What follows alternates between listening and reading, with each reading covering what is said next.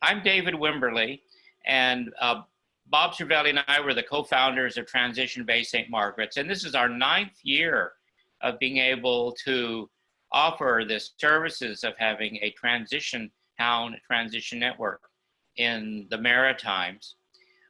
We've had,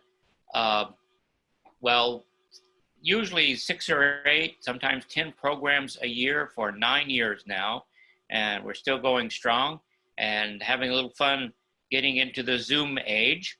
So welcome to this. This is our second Zoom program that we've done. Now, so this is food. I want to make a little bit of housekeeping first. Again, it bears repeating, mute your audio if you can, please.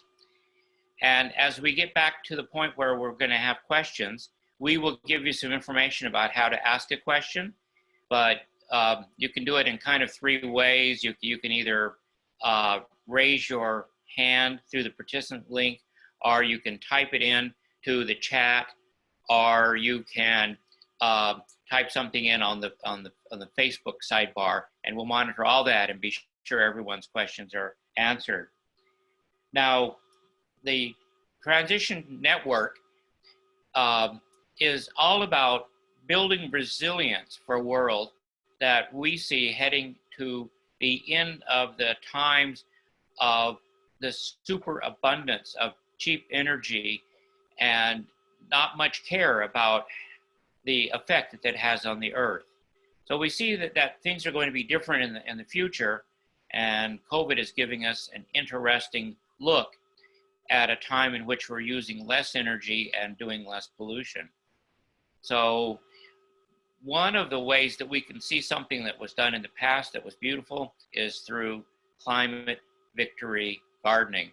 And Bob will talk a lot more about exactly what that means.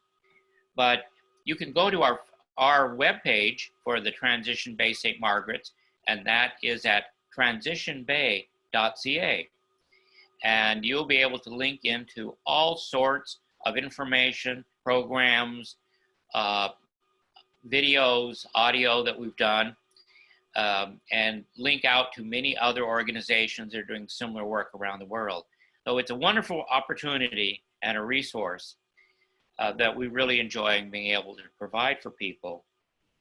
Now, for one thing, we have a new Facebook group page called Food Security in the Bay that we invite you to go. So just go to Facebook and click on that and join us for this discussion of how to build food security, going beyond maybe even food resilience.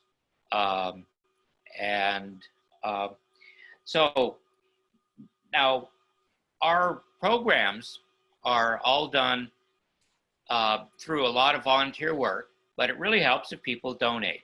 So if you go to our webpage, you'll see several ways to donate and some links there, and you can do it by sending us an e-transfer at info@transitionbay.ca, or clicking on the donate button and sending it several different ways.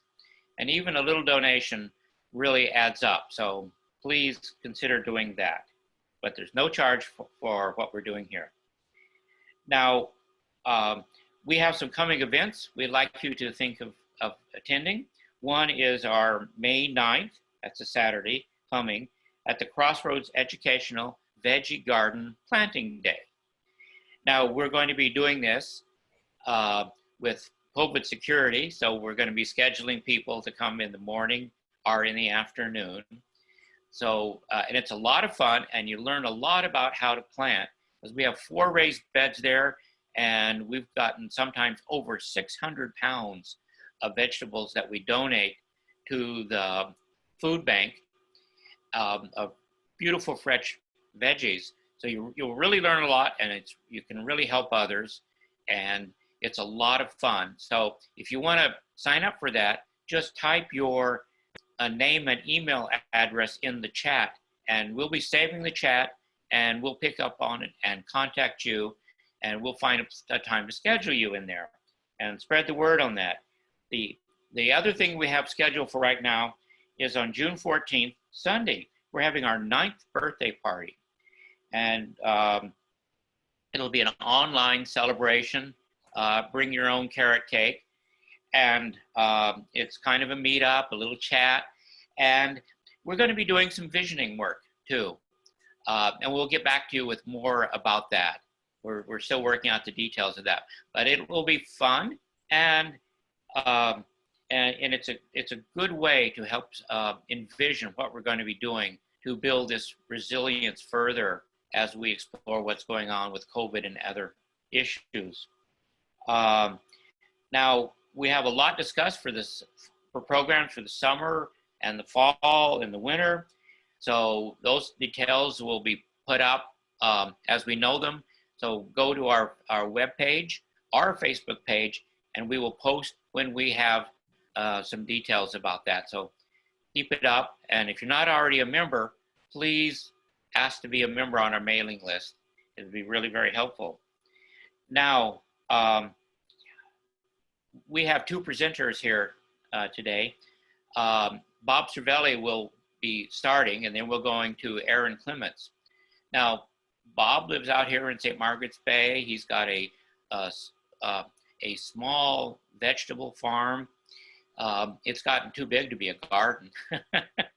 And he's growing about 50% of his food for the year there. And he also teaches a few interns every year about gardening.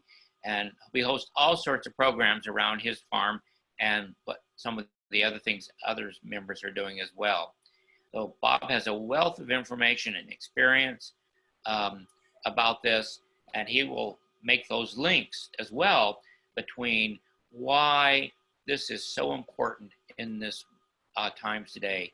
We would say that climate, our COVID victory garden, is one of the very most important things you can do with your time today. And our other presenter is Erin Clements. Now, Erin has a urban farm. It's not even suburban, it's an urban farm that's near Mount St. Vincent in Halifax.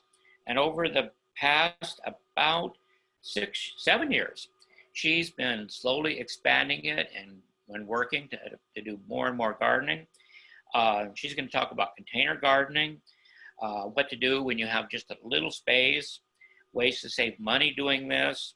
And she'll talk about the process that she's done through over time.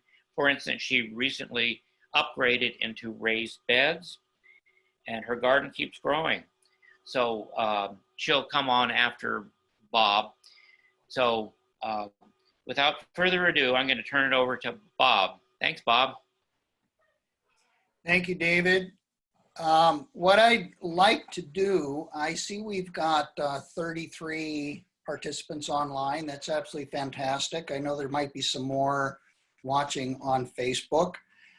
This is great. What I'd like to do, as David mentioned, I call it a micro farm. I've been at this for at least here for 16, 17 years. I have an academic degree both in forestry and botany. I've practiced horticulture both professionally and as a passion for quite a few decades. So I've always been involved one way or the other in growing things and taking a considerable amount of time looking at food, our food systems, the safety, the health of food, the whole thing, and really just trying to pay attention to the whole thing, knowing somehow intuitively in the back of my mind it was going to be an important issue at some point in the future. And it's interesting now, Transition Bay, as David mentioned, 9 years old. From the beginning, we've been talking about resiliency and building more local resiliency at the community level. And it's always been a we should do something in that direction kind of a message. Well, along comes COVID and it starts to become dramatically obvious why. And I suspect that may be why some of you are here, and thank you for beautiful afternoon. I know there's huge opportunities to be outdoors, probably in a garden right now, but I just want to thank you for being here. So what I'd like to do, I'm going to share my screen. I'm going to do what I will call a 15-minute rant, if you don't mind. This is really my perceptions about our current food system. And let me see if I can do this properly here.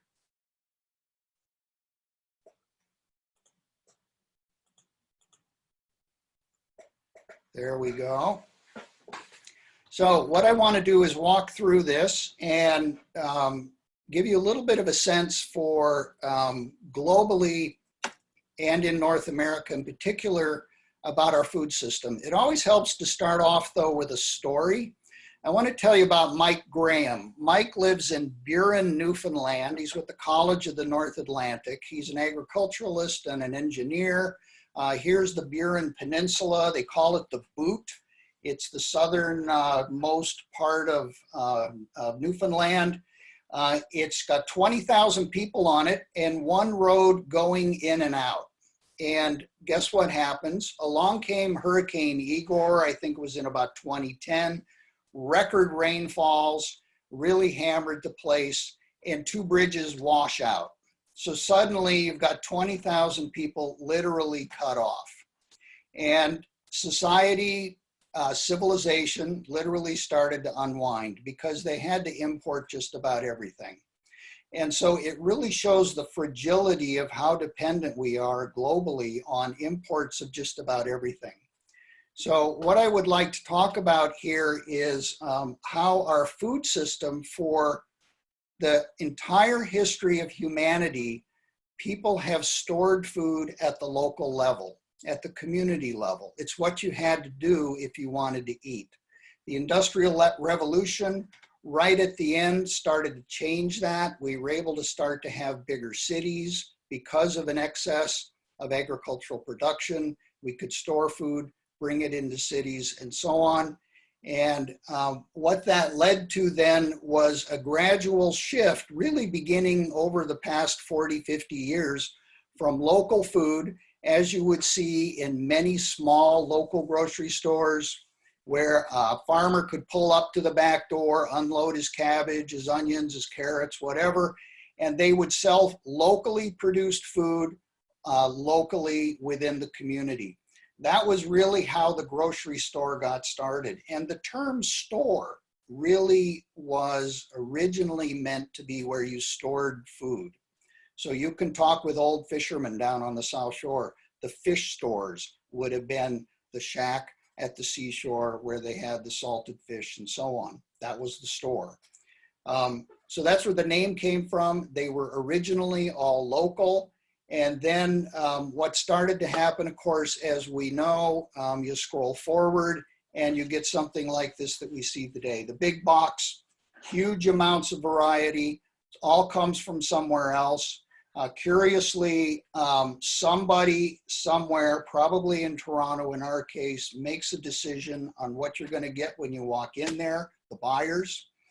We've got three large companies that control probably, I'm going to guess, somewhere in the vicinity of 80% of our food supply in Nova Scotia and Atlantic Canada. We know who they are, Sobeys Superstore and Walmart. And they basically are most of our food system today. And what we see then is, or maybe what you don't see, is the fact that there's trucks pulling up out in back of those stores every night unloading, and they're maintaining the inventory in that stores. And at any given time, there's about a 3-day inventory of food in our big box grocery stores. Outside of that, it's farmers markets, it's buying direct through CSAs and so on. Now, if we go back in history, just like those general stores, this was a sign that popped up on the Bedford Highway probably about 5 years ago. I hit the brakes to take a picture of this sign.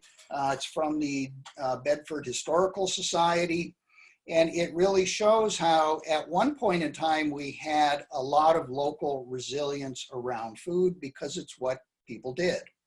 And that was really the norm. So we've gone from one end to the other end. in terms of how our food system works. And just to underscore that further, the big issue now is what you could call consolidation. For just about every type of food that we buy, it's been aggregated or consolidated into a few players. And it's usually done out of profit efficiency, economy of scale, corporate control, etc. So this is an example. We're just now seeing a lot of meat packing plants in the US shutting down because of COVID. And you can see where there's 4 companies, for example, process 84% of the beef. Pork, 3 companies control 63%. So we're now seeing a lot of supply chain disruption at a huge scale because of the 2 major channels. One was going to restaurants, university cafeterias, etc., and the rest going to consumers through the big box grocery stores. So the restaurant sector and the university cafeteria, etc., is pretty well shut down, causing enormous chaos in supply chains, a lot of waste going on, and you can read about that in the news. Other examples, next time you're buying berries in the grocery store, look at the brand. More than likely it's Driscoll. And they've, over the past 5-10 years, have managed to gain pretty close lock grip on where a lot of the berries come from in North America, particularly the raspberry.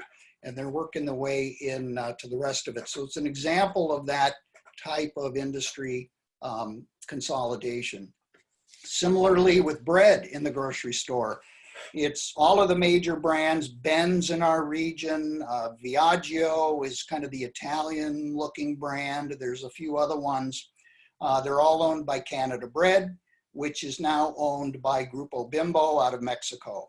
So again, very heavy consolidation. Pretty well any grocery store bread you buy in Canada is owned by a Mexican company. That's with the exception in all of these cases of local produced products. In the case of bread, it would be the small artisanal bakeries. They're the only ones that really are still producing something locally owned. And again, similarly with the dairy industry, Agripure, although it is a cooperative, it's very heavily consolidated, controlling some 3,300 dairy farmers. So I could pretty well go through a lot of other sectors, but I think you get the point. And when you go into the grocery store, there's a lot of different brands, Hellmann's, mayonnaise, take your pick. There's all kinds of them. They're all owned by, or at least I would say the majority, the vast majority of the brands in the grocery store are owned by one of 11 companies. So again, very heavy consolidation, complex long distance supply chains and so on. And then this is what you start to see. This is a checkout line at my local superstore. This is not COVID. This is actually Hurricane Dorian. So this is storm shopping. But you start to see that kind of buying going on where people are really crowding in there to really stock up because they know they may not be able to for quite a few days. This is a COVID pile up in front of a Costco down in the US. So you start to see that there's only a number of limited outlets of food. People start to descend on that, and the system is not really built to handle it in terms of the volume of shopping. Most of the time, a number of these people would be going to restaurants, but suddenly the entire food supply, they're trying to get through this consumer grocery chain. And then, of course, we start to see something like this. This is actually from Venezuela about 6 months ago, 9 months ago, somewhere there, where they've actually started to get used to, in a kind of a stressed sort of way, of continually having empty grocery store shelves. And I've learned along the way through reading a number of different authors that disruption like this tends to happen first at the periphery, and then it works its way into the mainstream. So I think we're just starting to see some of that with our current food system. And then, of course, I'm leaving out a lot of what goes on the production end. We know a lot about Monsanto, now owned by Bayer. We know a lot about big agriculture. The problem there is it's extremely high input methods, very costly input methods where you need controlled sources of seed, you need fertilizer, you need pesticides, you need a lot of diesel fuel to move all that around. And as it turns out, it's not as efficient per acre as small scale gardening. Small scale gardening still wins the day in terms of productivity per acre. And it can actually be quite productive. And I will talk about that a bit later. But also part of the problem with big ag these days is they're starting to use more and more pesticides. There was some studies done where compared to the 1970s, the average large agricultural field is now 27 times more toxic than it was back then. And that's largely due to the advent of the class of pesticides called neonicotinoids, broad spectrum insecticides that are very long lived in the environment. So I could go on, but I don't really think it's necessary to go into too much detail at this point. I would like to point out, however, the type of food we eat and the importance of maintaining heirloom seed. This is the origin of corn, one of the main grains that's feeding humanity right now. Teosinte is a wheat or a corn type of a plant that originated in Middle America, I think it was out of Central America. I'm not sure exactly where. Over quite a few generations, it was bred into early corn. And now we, of course, got quite a few elite varieties of big ag that uses high input necessary types of corn varieties. But there's efforts afoot to really save all of the heirloom germplasm, the heirloom types of seeds that we have. And one of the more interesting things now globally that I think everybody appreciates as important is in the government of Norway in 2008. They created a global seed vault, built it into the permafrost in Svalbard archipelago, with the idea that it would be permanently cold without artificial refrigeration. It goes deep into the permafrost, and it is a global seed bank. And I think they've just hit over 1 million varieties of seed from all over the world, maintaining that important bank of germplasm of seed varieties that are essential to feed humanity, particularly in the advent of climate change and how we're going to have to be more resilient in the types of crops that we're able to grow that potentially are more disease resistant, require less intensive inputs and so on. Now, this is an interesting piece I just wanted to start to wrap up with. This is interesting. If you Google Peter Menzel, M-E-N-Z-E-L, or Hungry Planet, he went around the world and he documented the food consumed by the average family somewhere in the world. And it's quite a learning lesson. This family here is in Honduras. You can see it's all fresh, very few packaged goods, a little bit way at the back end there, but most of it comes out of a culture where they're very closely tied to the land. They know what they can grow, they know what it takes to grow what they need to grow, what it's going to take for them to eat. So there's that real intimate connection. By contrast, then, if we go to a family in the US, which is pretty much the same in in Canada, you can see now you've got a lot of packaged goods, a lot of processed goods, and it's completely different. A whole lot of input into manufacturing all of these products. And the family, though, their main relationship is going to the grocery store and putting all of this in a grocery cart. So they're distantly removed from what does it actually take to grow their foods. And that's become a product of our culture along the way. If you think back to that highway sign I showed you about Bedford, and how every family used to have a garden at one point in time. I think we're going to be seeing that into the future of people returning to that close connection to their food supply. I just had to throw in this one. This is a family in Chad. That's their weekly supply of food, some rice, some millet, probably some lentils there, and a few spices and other things in the front. So we should be fortunate that we have the opportunity, we have good freshwater, arable land, good climate to really be able to produce locally resilient food supplies. This is a good friend of mine. He runs the Pemberton Tool Library. He told me this once over the phone and I said, wow, Bill, I said, can I capture that quote from you? So our generation knows how to buy stuff. Our younger generation will need to know how to build stuff, repair stuff, and grow stuff.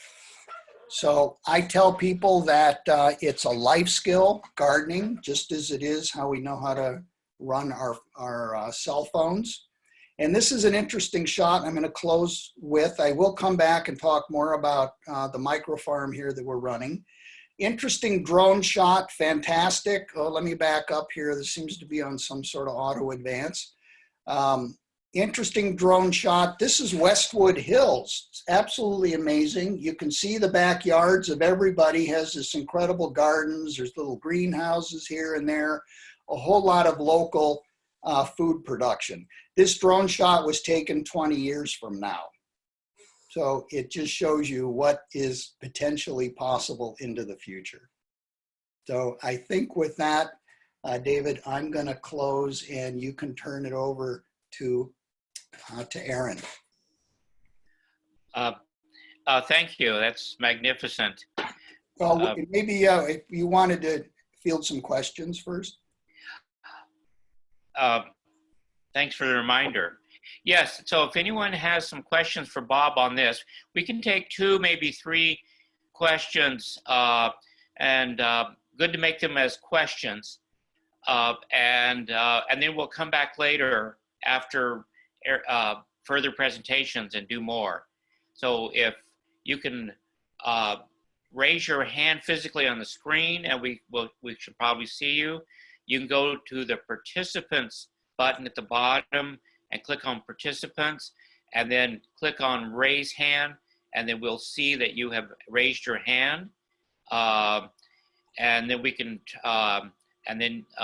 call on you, or you can type it into the chat box either on Zoom or into the chat at the Facebook Live. Thanks. Who has a question?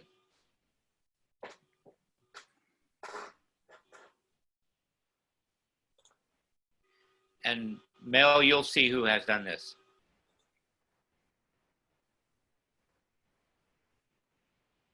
No questions? Okay. Well, if there are no questions, then we'll go right on to learning from Erin Clements about how she is starting that future, that last slide, how we're going to make our backyards and front yards into a source of our real wealth, with changing our houses from things that just consume and drain our wealth and take it away from us. But by growing food, we create the wealth and we keep it locally. Erin, take it away, please. Thanks, David. Thanks, Robert, for having me. So I am an urban gardener.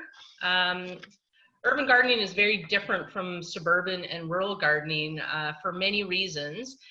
We have a lot of bylaws we have to follow, close neighbors who may not like what we're doing, particularly if there's manure coming in and whatever else that might be causing some smells. So some neighbors may complain, so you got to, think about things like that. And there can be a real limitation on space. So if you live in an apartment and have only a balcony, you can still do a lot there. And that's kind of where I started, actually.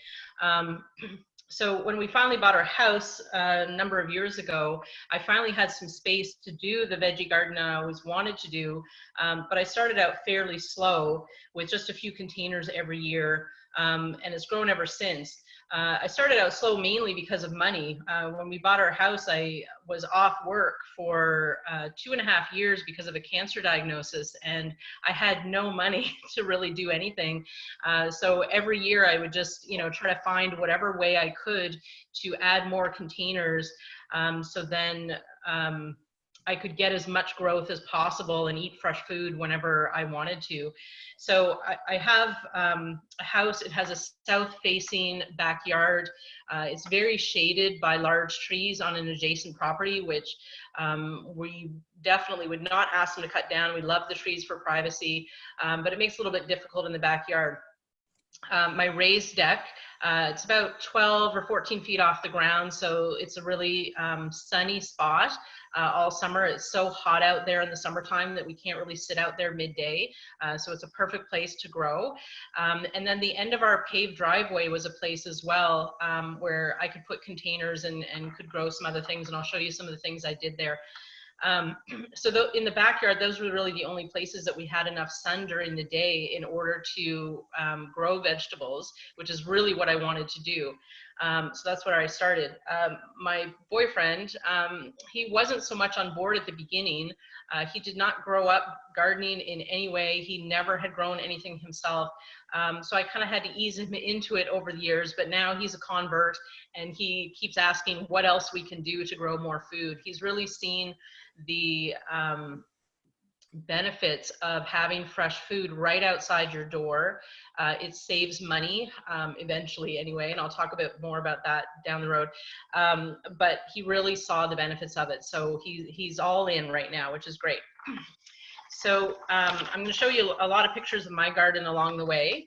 But over the years, I've had to come up with more and more ways to garden in the city for really not that much money. And so I'm just going to share my screen with you and show some of the pictures of things that I did.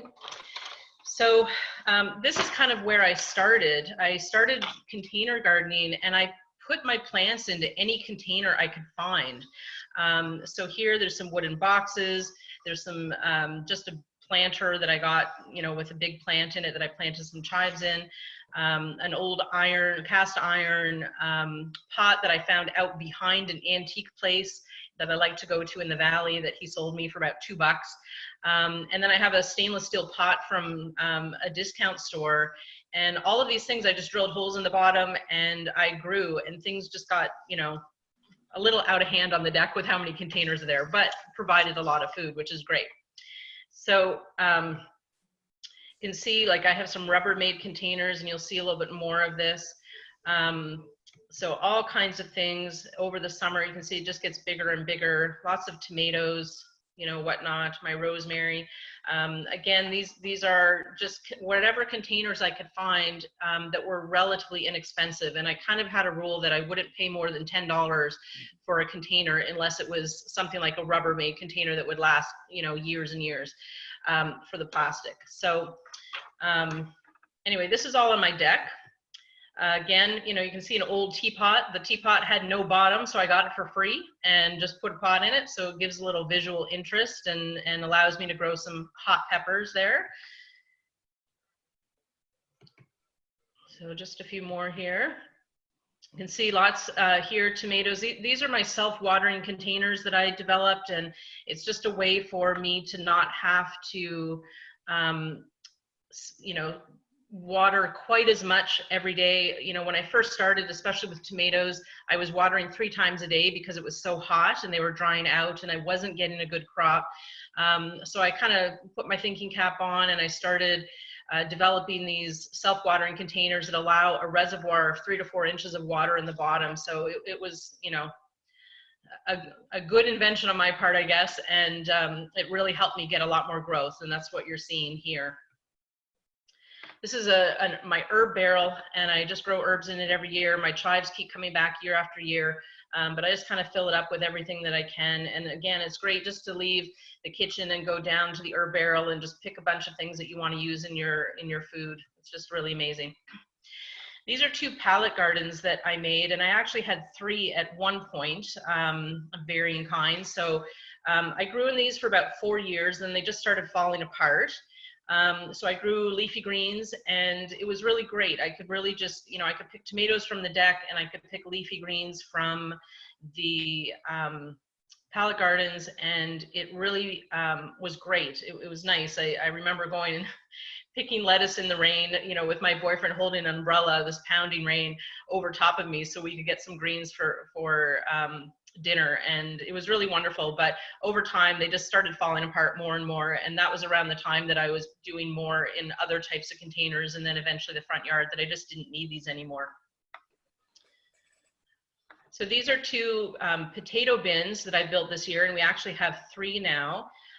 So I used some mesh, and we held them together with zip ties. These are in the backyard, and they're very close to the bottom of our deck, so it does get some good sun there. I'm hoping to get a great potato crop out of there. We have 7 plants in each bed. So they're quite large. They're, I think, 34 inches in diameter. So it really allows us to produce a lot of food for not very much space, and certainly not a lot of money. The mesh that we bought, there was enough to make 4 of these beds, so we still have some left over. So for the cost of it and for how long I think we'll be able to use it, we'll probably be able to get a good, you know, number of years of use out of this. It really is cost saving when we think that we most likely will be able to produce all of the potatoes that we're going to eat for the year in these. And these are the raised beds that I put in last year. So we have 4 total, and I'm going to talk about these a little bit more and the details about what went into it when we get there. And then this is my new project this year, and I saw this online and I thought, hey, that's a great container garden. And so we built this yesterday. And so I bought the buckets really inexpensively at a big box store, as you can see, and 2x4s. I think the whole thing probably cost us maybe $60, maybe. And I'll just put potting soil in, and because this is not in a protected area of my garden, I'm going to plant things that some of the pests don't like hot peppers and some herbs. So I'm very excited about this, and I hope it does really well. So speaking of pests, these are some of the pests that we have in the city. We live near Mount St. Vincent. Those of you who know that area, there's a huge wooded area there, which unfortunately now is being cut down. So the deer are looking for other areas to come and feed. So this was a mama deer. She was around a lot over that summer, and every summer we've seen deer. The most we've ever seen at one time in our backyard was 9. And we are right in the city. So, you know, we have to consider things like this when we're doing gardens, even in the city. So this was the same mama deer with her baby. The green space that's behind us, there's a lot of ferns that grow to be, you know, 2.5, 3 feet tall. So every year there's a deer with her baby that the baby stays back there in hiding, and every so often you'll see her go back and she makes some sort of noise and the baby's head pops up, and it's just really cute. So I managed to get a picture of that. I love deer. I don't mind them coming around. I don't want them in my garden. So we'll talk about the things that I've done to prevent that. So here she is a bit later in the summer. She's, you know, she was looking, I saw her out the window. This is about 20 feet from my front door. I saw her out the window and she was looking at something, and I couldn't figure out what it is. And then I looked further, and there she was. And she's in my raspberry patch. So I have maybe about 30 raspberry bushes, and the deer was interested. The baby was interested. So anyway, you got to protect these things. So this is what I've done. These are around my raised beds, and you'll see this in some of the pictures later. Some netting that I strung up around the beds, and it's great. It really kind of disappears. You don't really see it a whole lot when you're looking at the garden. So I haven't got too many complaints. In my neighborhood, we are not allowed to have a fence in our front yard. That's part of the neighborhood bylaws. So you need to check into things like that when you're urban gardening. But I don't call this a fence, I call it netting, and I'm very careful. If people ask me about it, I always call it netting, so nobody can ever accuse me of calling it a fence, because then the city might want to have me take it down. So anyway, but it does a really good protection. I didn't have any deer in my garden at all in the raised bed, so that was wonderful. So the thing about gardening is that it does save you money eventually, but in the beginning it doesn't, because it costs a lot of money to buy all of the supplies you need and the seeds and whatnot that you need. About 3 years ago, there was a store closing in Halifax, and we were fortunate enough to buy 3 of their steel fixtures.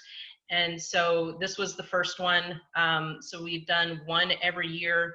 This year was my last year. So we have 3 of these set up in the basement with lights. So each setup was, I think it would cost about, the 3 shelving units were $75, and then each setup of the lights is about $100, $110.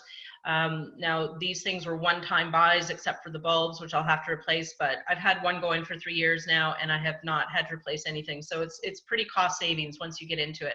So these lights are on chains. They can be raised and lowered depending on what I'm trying to do with the plants. So I'll show you some more pictures here. This is it from the side. So it's just in my laundry room. The boiler is in there, so it's nice and warm. So I don't need to use warming mats or anything like that, which is really great. You can see I start everything from seed if I can. And I love this. This was my praying cucumber. I always love this shot. He stayed like this for about a week, which is great. And then finally the seed fell off. So love that one. But you can see Swiss chard. These are my tomatoes getting going. And these are, I've repotted the tomatoes now, so they're getting a little bit bigger. Okay, and basil, I love basil. So just some of the things, these are all under the lights. These are my cucumbers. These are quite old, I guess maybe 6 weeks or so. I started them too early, so they got really tangled up. So I had to spend about 4 hours untangling my cucumbers when I took them outside, but you know, it was a nice day and it wasn't too bad work at all. So these are my beds, my raised beds. Again, the raised beds, they're not so cheap once you start. This is hemlock. It's 2-inch thick hemlock. And our raised beds are 20 inches tall, and 3 of them are 4x8, and then 1 of them is 4x8 with a little corner cut off just because of the walkway. But this wood will last 10 to 12 years. So over time, the savings are just going to get more and more. So last year we were probably in the hole with our garden when we put these in. This year I'm hoping to break even, but next year we definitely will, and we'll start making some good sort of food profit off of this. Okay. So you can see we just started putting some dirt in. Oh, sorry, on the side. That's the view from the front window. Again, I turned all these pictures, apologies. There we go. So the raised bed's a nice place to harden off seedlings as well. That's protected there. And then this is another view. So again, you know, just planting all kinds of things that inside the netting, the things that the deer like, and then outside the netting, one of our beds here, they aren't going to eat the things in there, the fresh herbs and the onions. Okay. So you can just see through time, like just how nice it's getting. Apologies again. This is a fence I put up to grow my peas up because I needed something that they could climb, and so did really well. You can see in the background there, there's 2 wooden structures sort of side by side. Those are structures that I built to grow beans up. You can see the peas kind of just in front of them in the picture, going up the pea fence, but I wanted something to grow scarlet runner beans because they're so beautiful and the flowers are so great and the bees love them. And so I came up with something that was wood and wire, and it seemed to work pretty well. There's another view of them there. I wanted to make a bean tunnel. It was a little tight fit, but otherwise good. And you can see how much the peas are growing now, again, over the summer as they start to take over. Okay. And there's the beans growing up there. So again, later in the summer, you can see onions really coming up, lots of fresh herbs. We use fresh herbs in, you know, just about everything. So chives, globe basil, regular basil was in the back where there's a little bit more heat, but we've got lots of parsley and things like that. So these are all things, again, in the front yard, things I can just go and pick. There's some nice lettuce there. So, you know, we had salads every night with lettuce from our front yard, fresh herbs from our front yard, and tomatoes and cucumbers from our deck behind the house. So it was really great, saved us a lot of money. And again, you know, this starts to look very beautiful. In the beginning, it's kind of stark and doesn't look so great. And my boyfriend's all about house aesthetics, especially curb appeal. And so he was a bit worried about how it was going to look, but you can really see how beautiful it looks.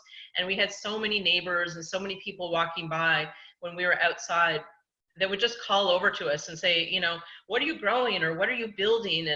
And they were so fascinated by it, and they were really, you know, interested to see as they walked by week after week after week, how the plants were doing and how things were growing. So it was really nice, and it was a nice way to get to know people in your neighborhood as well. And that's just another view. So you can see in the foreground, those are potato plants. And then the next bed over, just behind them, there's leeks. I love potato leek soup, so I grew all my potatoes and leeks and was able to make soup that we were able to eat over the winter. We just put it in the freezer and we were able to eat it over the winter, so it was really lovely. Okay. And then this last picture from the beds, this was in November. I think it was mid-November when I took this picture. The far bed with the white cloth, that's where my garlic was planted, which is just coming up now. And then the close bed to us, that was what was left of my parsley. So we were still eating fresh parsley in mid-November. So you can really see what you can do with growing. Okay. Now for production, you know, even with containers, you know, with containers and a few raised beds, you get huge production. So you shouldn't knock it if you say, well, I only have space for 4 containers. Depending on what you decide to grow, you can really have huge production. And companies are breeding a lot more plants that are patio variety, so you can put them in containers and still get large fruits, large tomatoes, large cucumbers and whatnot. And it really makes things work very well in your favor. So these are some peas from our front yard. And again, I'll just sort of click through. More peas, and we couldn't stop eating the peas. There was just so many of them. Some potatoes as well, beans. These are the raspberries that made it to the kitchen. We had probably about 3 pints of raspberries here. We probably ate another 2 more while we were picking them. So it was really great to have your own raspberries that you know are organic and that are right outside your door. Some of the tomatoes that I grew, really beautiful fruit. Again, there's the lettuce again. These are some of the onions that I grew that I'm trying to dry out, you know, and the gardening is all about learning. And even if you garden for many, many years, you're still learning. And so I learned that these were not the red onions that I had wanted to grow. They didn't bulb up quite so much. So I picked a different variety this year. So we'll see what happens, but they still tasted good. They just weren't as big as I would have liked. Okay. This was a cucumber I grew, probably about 10 inches. And this was in a container on the deck. So again, you can see what you can do with just small space. And all of our tomatoes, you can see how big that cucumber was against my hand. So we had, you know, 2 cucumber plants on our, 2 English cucumber plants on our deck, and we probably got maybe about 15 cucumbers this size out of 2 plants. So again, you know, in stores when they're $2.99, that you can understand how much money it's going to save you. This is one of my favorites, cucamelons, lemon cucumbers. They are a form of cucumber, really good and really beautiful plants, lots of flowers as well. So there's a lot of visual interest as well with container gardening. So this is the production that you can get. So I had 28 pepper plants of 3 kinds. And so this was about 10 pounds of peppers, hot peppers. And if you like hot food, this is not enough. And if you don't like hot food, this is probably enough for 5 years. So, you know, it's, again, you get a lot of production out of these things. The little cherry tomatoes there, those are sun gold tomatoes. That was 1 day's picking. And we had about 3 weeks that we got that much every day. And so we ate them like they were candy. It was great. And you see we've got some golden and some red beets. I'll show you what I did with those in a minute. And then these are my tomatoes. As it gets closer into the fall, of course, you have to watch your tomatoes in the frost. So I started just picking them and ripening them inside. So this is just a bunch of them there. And these are some potatoes and some different carrots that I picked, and this was in late October out of our garden. So again, when things are dying off and you don't see them above the surface, you still have a lot of food underneath. Oh, there we go, sorry.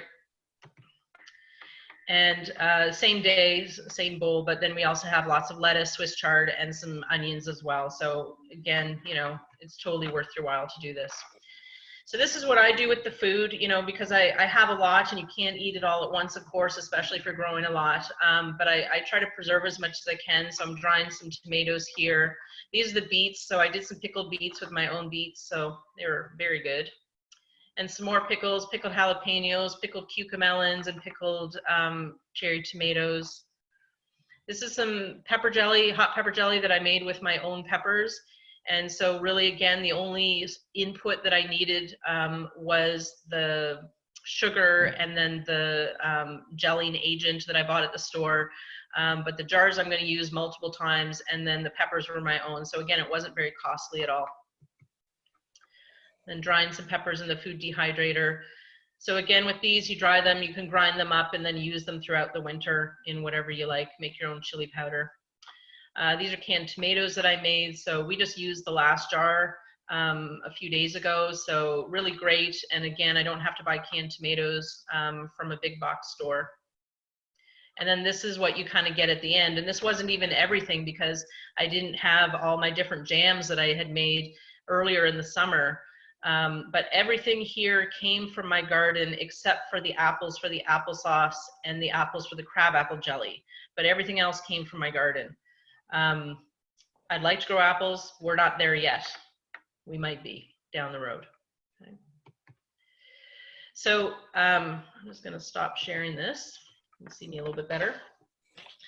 So just in closing, like those of you who do live in an urban area and don't garden yet but want to, you should just do it. Get a few containers, find anything you can. I mean, I really started looking yard sales. I mean, anything that I could put a little hole in and that would last for at least a couple years, I was doing it. And our deck, it was very eclectic, I'll call it, but I had old dressers, I had all kinds of things before I sort of settled on these Rubbermaid containers. But you really should just do it. It's really fun to garden. I still get excited to come down to my seed starting area in the basement every day and see what has grown overnight, what's gotten bigger. I really love that. I love seeing everything come up. It's really good exercise, and like I said, it's you know, totally thrilling to see everything you grow. You get to save money eventually, you know, and if you keep track, you will see. So now the $1,000 we spent on our raised beds last year, you know, might only cost us, you know, we probably will have saved, you know, $300 last year in produce, and then this year will be another $300 or $400. So, you know, another year we'll break even on them, and so we're pretty happy with that. And you get to eat really healthy because you know what you're putting on your produce as you're growing it, and you don't have to put pesticides, you know, anything like that. So you can eat really healthy along the way. And it's so easy if it's outside, and if you've grown it especially, you want to use it. I don't want to see anything in my garden go to waste. I don't want to see anything go to seed unless I want it to go to seed. So it really makes you aware of wasting food and trying not to do that. It breaks my heart when I see our compost bin, you know, go out quite full during the winter time. And so, you know, it's great because it forces you to use it. It forces you to explore different ways to cook it or use it. And that's really fun. If we all did some gardening, you know, there'd be less call for produce in the stores if we're not buying it. So that means fewer shipping costs. It means less fertilizer used by the farmers, decreased fossil fuel usage, and fewer environmental costs overall. So you're really doing your part by having a garden, and then you get all the benefits of all the great food. So you can't go wrong, really. So if there's any questions at all, I'd love to take some, or we can do some at the end, whatever works for people. I'll throw it back to David. Thank you. That was wonderful.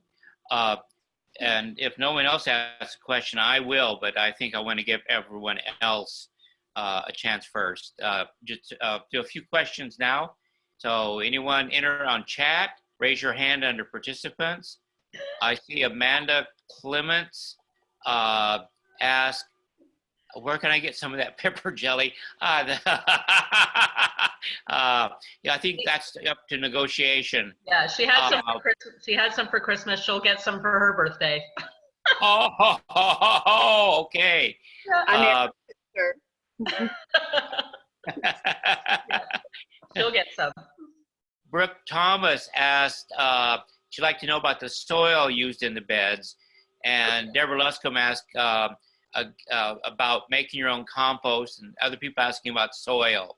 Okay, so in the beds, I wanted to build the beds once. And even though I was going to be adding compost every year, a couple times a year, I did not want to do the whole thing again anytime soon. So unfortunately, I didn't take very many pictures of the process, but because I was just so tired from lifting all of this stuff constantly, because we did all this ourselves. So when I put the beds in, I put about 3 inches of fresh horse manure on the bottom. And then I followed that up with some soil that I just bought from a garden supply place. We got it in bulk, so it saved us a little bit of money there. So I put soil in. It was a good composted soil, so that was really great. So I put about another 3 inches there, and then I put a layer of chopped leaves that were left from the fall before that we had. So I just had, maybe 1 bag of leaves per bed. And then I put a container of worms, because I wanted worms to grow in my garden and help feed the garden and make the soil even better. And then I put more soil, and then mixed soil and compost. And so I can't remember how, what the actual ratio is, but there is a lot of compost, and I added more in the fall. I added more every time I was planting something, and I added more just a few weeks ago in the spring, just to kind of help the beds warm up and get going that way as well. So it was quite a process, but now all I really have to do is add more compost.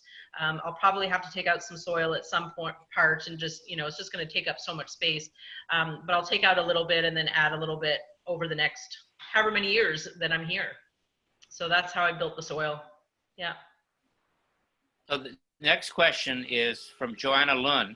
She asked, could you talk about how you made your self-watering pots, which was exactly the question I wanted to ask you too. Okay. So I did the pots so I bought Rubbermaid containers, and I bought different sizes depending on the plants that I wanted to have in them. And so what I did is I cut a hole in the Rubbermaid container 3 to 4 inches up from the bottom on the side. So not on the bottom of the pot, because when it comes to container gardening, you are the only source of water unless it rains. So you need to find ways to preserve water inside the pot if you can. So having something like a clay pot, well, clay pots sweat, and so you lose water that way. Any pot that you buy from the store is going to have the hole on the bottom, and so you're going to lose water that way. So I pay for my water being in the city, and so I don't want to just have that water wash away. I want to keep it so the plant can use it. So I had a Rubbermaid container, a hole 3 to 4 inches up from the bottom, and then I just put some plastic tubing in it. And the tubing I chose was just something from the plumbing supply. It was, I think you got 25 feet or something, which was more than enough to do all my containers. And I have it so the tubing is long enough to drain off the deck. So my deck is wooden, so I didn't want a tube that was just 2 or 3 inches. I wanted a tube that might be 12 inches so that I could run it off the side of the deck, and then it would drain out. On the inside of the container, over that tubing, I just put a little piece of window screen and then used a rubber band or a piece of twine to hold it on, just so the soil didn't wash away. And then I just filled it with soil. So I don't have gravel in it. There's nothing like that. There's no rocks on the bottom. It's just soil. So now when it rains, it fills up that reservoir, and any excess flows out. Or when I have to water, it's the same thing. So then the plants, particularly tomatoes and cucumbers, which are water hogs, and they get very upset if they don't have enough water every day. And where we were gardening, it's just so hot that I wanted them to have a continual supply of water. I had looked for self-watering containers online, and they were all incredibly expensive. And I was like, I can do this. I'm a good inventor. I'm an idea person. I have lots of ideas. So I thought I can do this and I can figure something out. So I wander around Home Depot a lot, and I look for things and say, oh, I could use that in the garden, or I could use that in the garden. And so I was wandering around, and I thought, okay, well, you know, a Rubbermaid container is perfect. Well, what else can I use? And I was in the plumbing section. I thought, hey, I could use this. So it just kind of evolved naturally. And now that's pretty much all I use on the deck. There's a few decorative planters, but other than that, it's just those containers. So I water, even in the hottest part of summer, I water only twice a week. So it saves me water. And if it rains, I don't have to. Yeah, it's great. Do you have any pictures you could share later with the process or a drawing of that? And I'm going to remind people too that this is being recorded, so all these details, you can go back and listen to the details and get them all. Yeah, I could probably, I don't have a picture. There is a video in existence through shooting of a television show that was done at Bob's, because I explained it in that. And I don't know, is that through Transition Bay, Bob? Transition Garden, but we could point to that on our website, Transition. Okay, yeah. So it's episode 10, and it's about 16 minutes in, because I just sent it to a friend of mine. She wanted to know how to make them. So if you could share that, there's a video of me doing it with all of the supplies. So it'll be much better than a drawing that I could do, because I'm not good at that. And I believe that's at transitiongardens.com. .ca, David.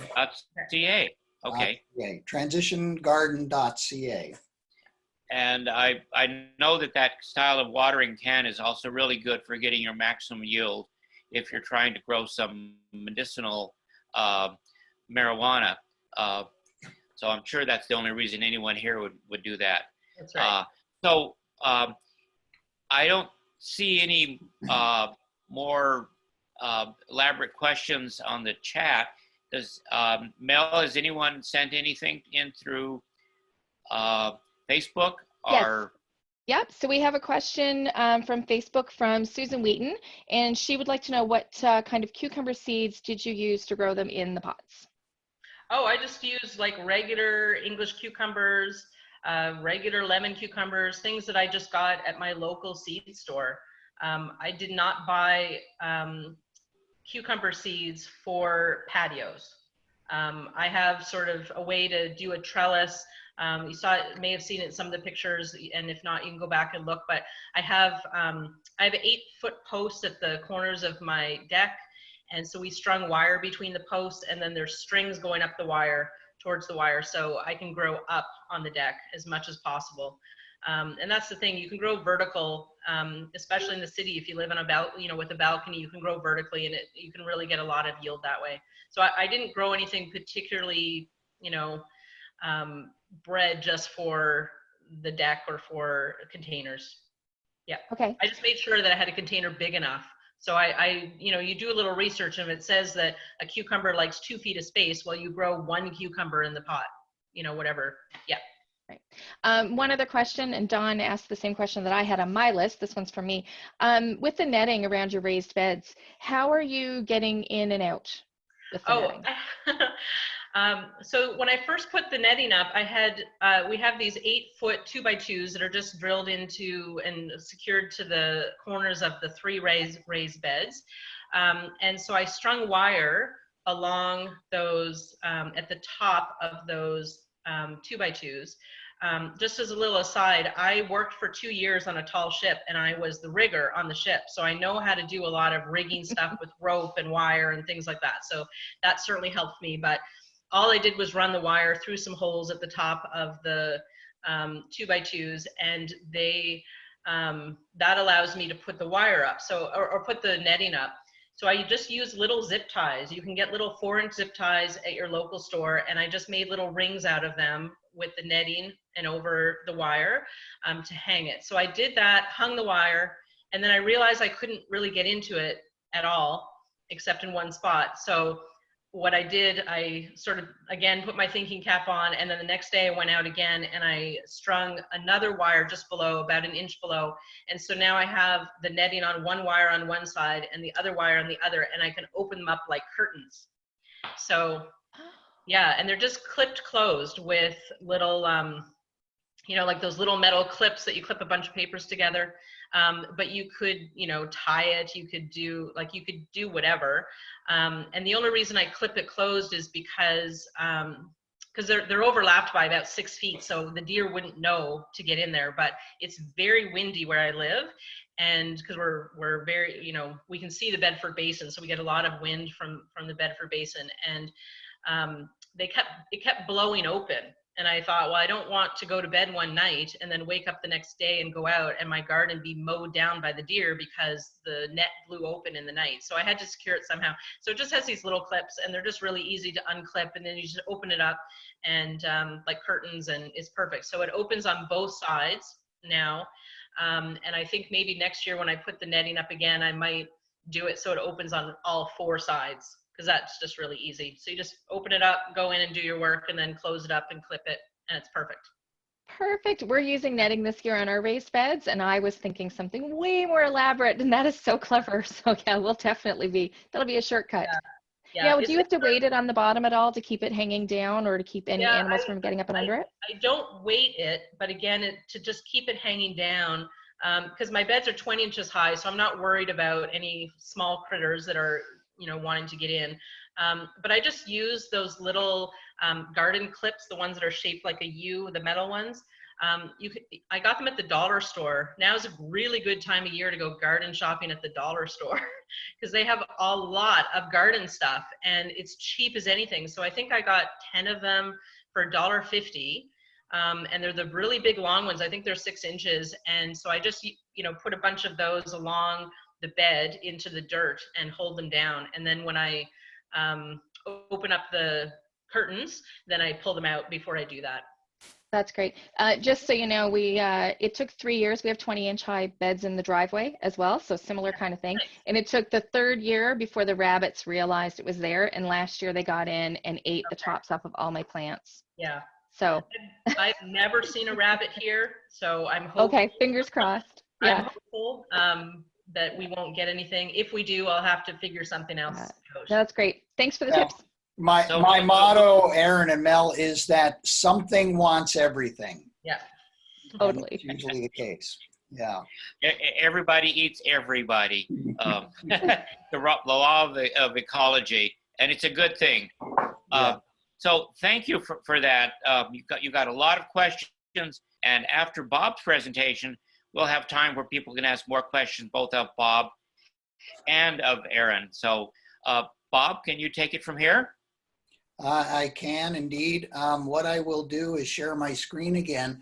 What I would like to do is go through just a little bit about the ability to expand. So Erin, is a great presentation. Thank you. That was fantastic. Incredibly inspiring pictures you've got there. I want to talk a little bit about if you've got a little bit more room, you've got a backyard, you've got more access to kind of keep expanding. Maybe if you live in a suburban setting, you might have some lawn, more expanse there to deal with. And how can you do 2 things? How can you expand? What's the best way? And how can you increase the productivity of what you can get out of the garden during a growing season? So a lot of it is returning full circle. I would first recommend that people stock a good larder and try to keep a minimum of a 1-month food supply, if not 2 months. I think it's the new era we're coming in that started with COVID. It's going to continue with a lot of economic upheaval, supply chain disruptions, and so on. And we're coming into that, I think, period in history where more and more people are going to start keeping a well-stocked deep larder. But of course, we've been talking about gardens. I want to go through greenhouses, a little bit what the options are there. a little bit more about food preservation, at least just the basic principles. We're not going to have a lot of time to go too deep. Then there's, of course, things like root cellars and livestock. Chickens seem to be one of the easiest. We did do, Transition Bay did a workshop, what was it, 2 weeks ago, David? We had suburban livestock and some really good expertise there. And that video, I think, is still available, that recording, on our website, or on Facebook, I should say. There's a lot of ways that we can go forward. And I think it's important, again, just to get back to that idea of the well-stocked larder. You could see some very inspirational photos from Erin. And think about supplies for food preservation. This is a lifetime investment. I think particularly in the kind of world we're going to see in the future, things like canning supplies, hot water bath canning supplies, food dehydrators, and so on. Because this is the first time in human history, just the past 50 years, maybe 2 or 3 generations, where we really no longer store food at home of any appreciable level. And I think that's part of coming full circle. I think we're gonna start to see more and more of that. So why scale up your production? Just to go through a nice list here. Of course, you get the freshest possible vegetables. I mean, right off the plant onto your plate or into your kitchen for cooking. You're gonna get the highest quality, the best nutrition, and you know who grew it. This is important. They say that the ideal food system is you know who grew your food. So it's ideally the farmer down the road, it's the CSA, it's the guy at the farmer's market, the people at the farmer's market. And if you grew it yourself, you can feel comfortable, you know you used, if it's organic, in our gardens here, a lot of times we don't even bother to wash the vegetables. Why bother? We grew it ourselves. We know they're clean and we know they're healthy. So that's another good reason. Now this is going to be an increasingly important one. It lowers the food bill. So Erin mentioned return on investment. The infrastructure, I think, is an important one, and it's going to be probably the quickest return on investment. The way things are looking, I think we're going to see a very substantial increase in food costs between now and the fall and going into Christmas time.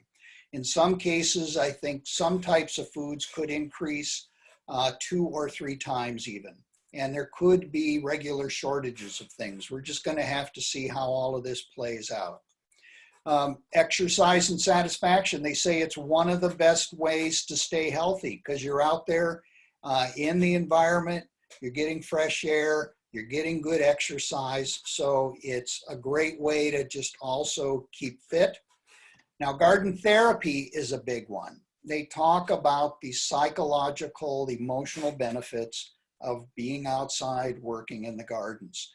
There's even degrees and courses that people take just in garden therapy. Any population that they allow to work in the garden, could be kids, could be prisoners in a prison, could be seniors, anybody that has a chance to do gardening, they feel better, they feel more accomplished. And then, of course, food resilience, and that's a lot of why we're talking about this in the first place. And it is possible to scale your production. I'm told by a good friend, Phil Ferraro, he runs the Legacy Garden in Charlottetown. Remember that if you're ever in Charlottetown, drop in for a visit. They grow up to 20,000 pounds of vegetables on an acre of land. It's quite incredible, the productivity. So you don't need a lot of land. And if it's well planned, you've got the right kind of infrastructure, you can produce quite a bit. One of the ideas, this comes way back to the mid-70s, I think, and there's a very time-honored book that's been put out, Square Foot Gardening. The whole idea is to think about each square foot in your garden, regardless of how big it is, what is it doing this month? And what can it do for additional productivity? So you've got this square foot, say, well, now I'm going to be growing radishes, but when that's done, I'm going to plan ahead. Maybe I'm going to have some transplants of, I don't know, lettuce or broccoli or something that can go into that square foot. So it's really, the idea is thinking about maintaining ongoing productivity in every area of your garden all the way through the growing season. And we'll talk about how to extend that. Now, one of the ideas I want to talk about first, this is one of the easiest ways to expand your lawn into a garden. This is the no fuss, no muss, 45-minute Insta Garden. Geez, maybe David, we should trademark that name or something.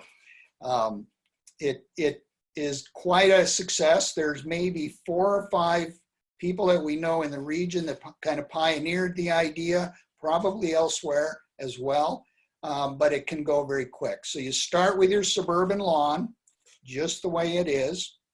Then you go dumpster diving and you get cardboard. And if you start to look at dumpsters, you'll see there's garbage and there's cardboard dumpsters. So just lift the lid on the cardboard ones, pull out some good quality box board, get enough for the area of the garden that you're going to use.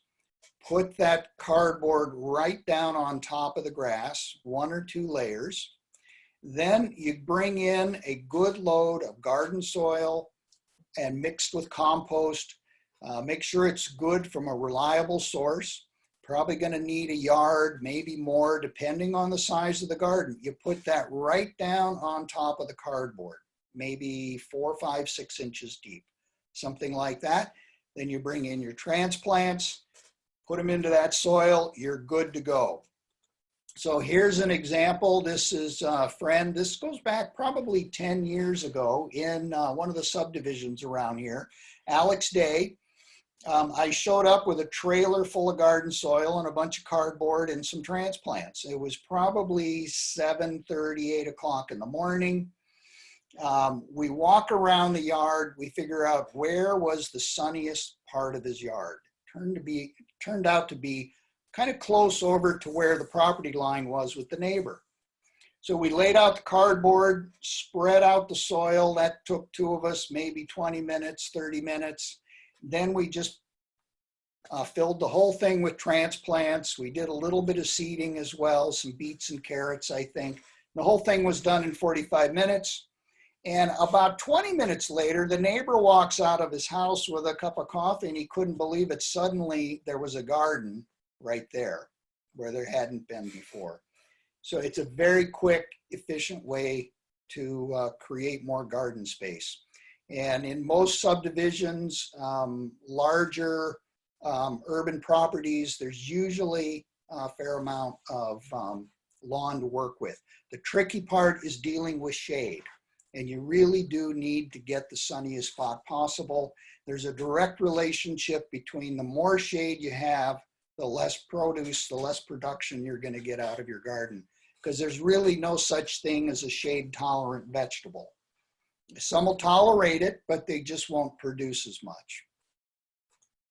So then, of course, getting into more the community level, and with COVID, I understand just yesterday, here it is that they opened up the community gardens in Metro and in Nova Scotia.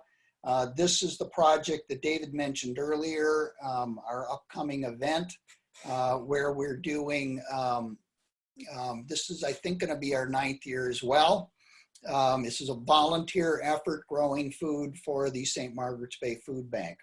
So a lot of people really get involved. Incredible production out of just 4 raised beds. I think one year we managed, I think it was a pound per square foot of vegetables that we were able to produce. So that's something else. If you don't have enough land where you live, think about getting into a community garden. Talk about expanding that community garden.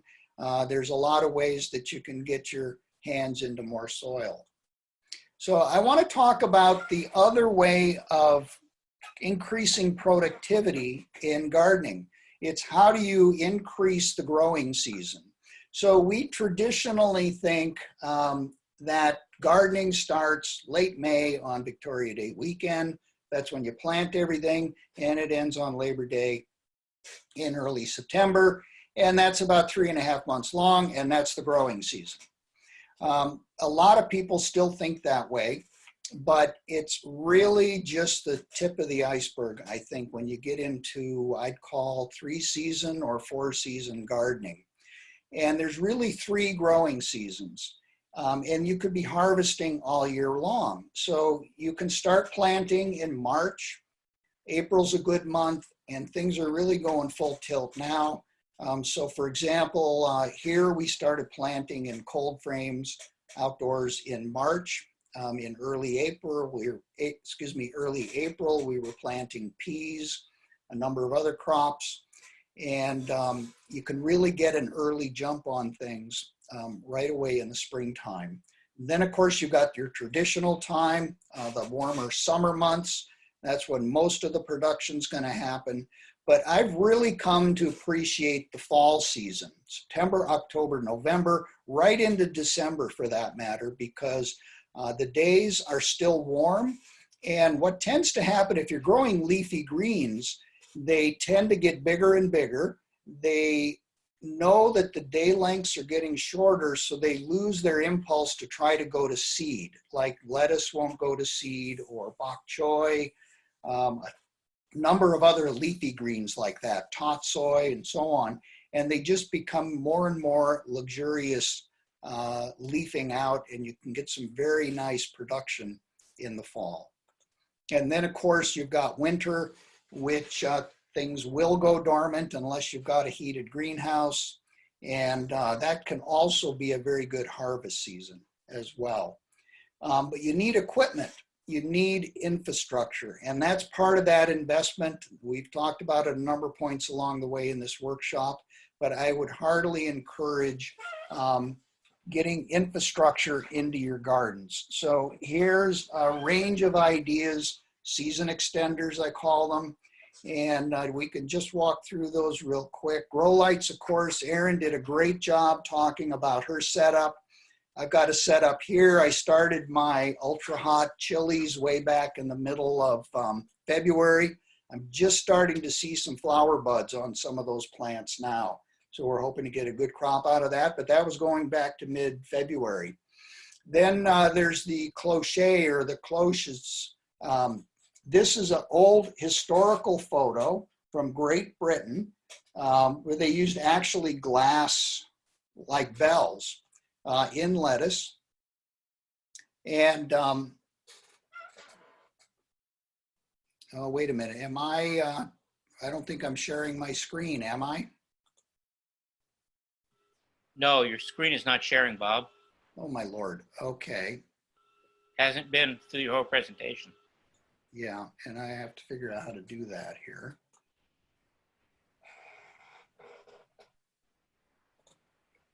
I may need to apologize for everyone. I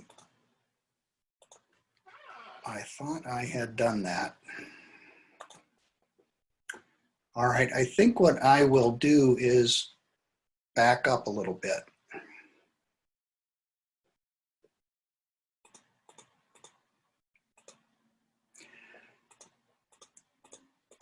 Okay. Yeah, I was talking about season extenders. And this is, I think, where the photographs really start. So you didn't miss much without me sharing my screen. And again, I apologize for that. We did talk about grow lights. Erin did a great job on that. These are cloches in an old historical photo, glass bells. This was in England, I believe, back during the First or Second World War. Pretty labor intensive, it looks like to me, but that's how they were extending the season there. A more modern version, all kinds of ideas. It just needs to be translucent and have some ventilation. So save all your plastic jugs. If you put those over an early seedling, it's going to give it an incredible boost early in the year. On the left there is one of those domes from, I think, a warehouse, old halogen light. Those are can be used as well, a much bigger layout, but there's a lot of ideas there in terms of just creating a micro site with some more heat. Then of course, cold frames, which is basically just a wooden box with a window or some other kind of a translucent covering. The important lesson with cold frames is keep them ventilated. Keep air going through, particularly on hot days. You don't want to have to be married to your cold frames. And the risk is if they're tightly sealed up on a hot day like today, everything is going to cook. The temperature is going to go up very quickly. So I like to keep my cold frames a little bit leaky, just some air gaps here and there. And then sometimes I'll just prop them open and leave them propped open an inch or two and just keep them that way for days on end. And they'll still be gathering more heat than the outside, but I don't have to worry about them overheating. There's a lot of different ways to build these. Here's an example where somebody used straw insulation, and it's just a plastic sheet that unrolls to cover. The other idea then for season extenders, it's something we're using right now in the gardens, is row cover. It's very inexpensive. You can get them at farm supply places, Halifax seed, that sort of thing. There's different weights that it comes in, and they're great for frost protection, particularly if you're setting out young transplants. So I think we just about 2 weeks ago, we put out probably 24 lettuce transplants. These are the cold hardy leaf varieties, and we covered them with row cover just to give them a little bit more protection from those really cold nights. Tunnels are another idea, some sort of a frame, and then you string row cover over those, or some sort of a lightweight plastic. You also have to make sure it's ventilated if it is plastic, but it provides just that little bit of extra protection. I think of it as a greenhouse that you're not able to walk into. But again, you have to have that ventilation so that they're not going to overheat. Just a whole lot of other ideas people have come up with along the way. A hot frame is something where you put fresh, raw manure, like horse manure, in the ground first. Then you cover that with 6-8 inches of garden soil, and that manure warms up through bacterial action, and it provides an actual heating capacity for the first 3 months. And there's a lot that's been pioneered, particularly out of Europe, to extend the season, and they quite successful at doing hot frames even in late winter to get things going. Then of course we get into greenhouses. Think about a greenhouse. There's all kinds of sizes and shapes, costs, etc. You can build greenhouses for not a lot of money. The main rule of thumb is think about anchoring it down securely. You don't want your greenhouse to turn into a big kite. And I can tell you that's what happens with a lot of them. One of the best tricks I came across was some friends lived down the South Shore. They converted one of those automobile storage tents that you can get at Canadian Tire, places like that. All of the plastic they threw away. They kept the aluminum frame and they made a greenhouse. And it was a great idea, very inexpensive. So buying 2x4s, buying vapor barrier, 6 mil vapor barrier at the hardware store is very inexpensive. So a greenhouse like this, you could probably even find the old frame from somebody's car shelter that fell apart, reuse the frame, and you could get a greenhouse like this for probably less than a couple $100. And because of food prices and so on, it's going to pay itself back probably in 1, at most 2 years, I would think. So in the spring season, what we like to think about right away early on is all of the cold hardy stuff. And some of this is quite amazing what it'll withstand. We've had cilantro, arugula outside, and some of these very hard frosty nights pull through just fine. But then also it's time to start putting in a lot of other things in the spring season, particularly in late April and May. So we've got potatoes in the ground already, parsnips, rutabaga, beets, carrots. We've got zucchini, cucumber, and squash in pots in the greenhouse. Those are going to be going out in another couple of weeks' time in mid to late May. And we've also, of course, got all of our other transplants on the go, ready to go out towards the end of this month.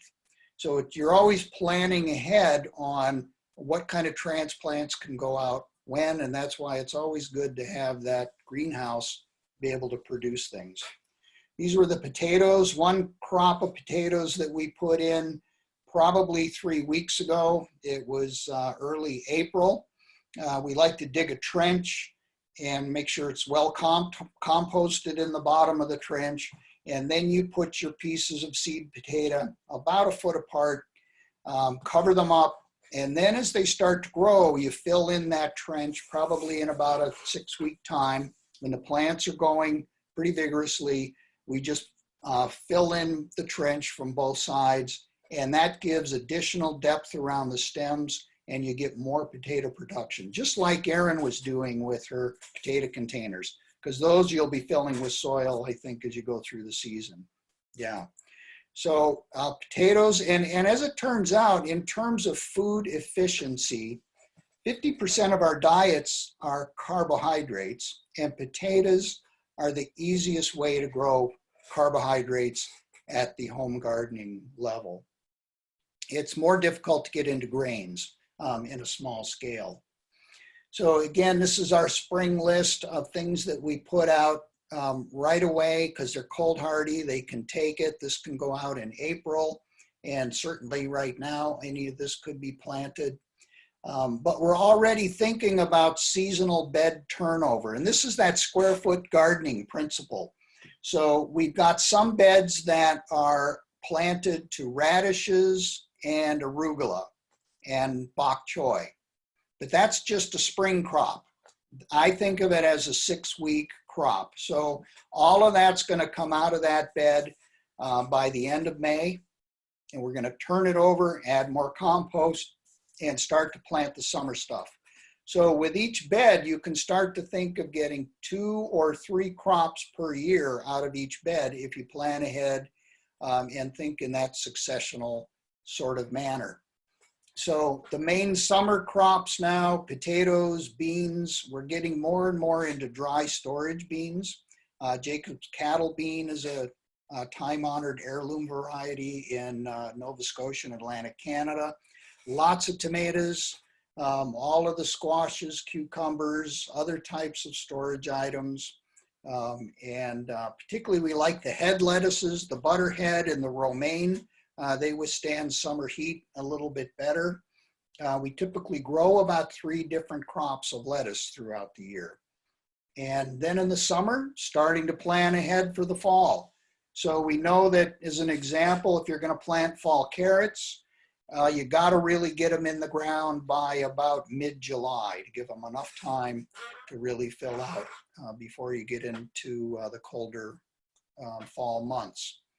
So greenhouses, this is our main greenhouse. It's 20 feet by 24 foot polytunnel, not very big. Most of the tomatoes now we grow in greenhouses because the productivity is huge compared to being outside. Unless you've got a really protected sunny deck like Erin does, it's much better to produce tomatoes inside. So here they are, you got the step ladder, and you can see they're already way over our heads. This would be probably towards the end of August.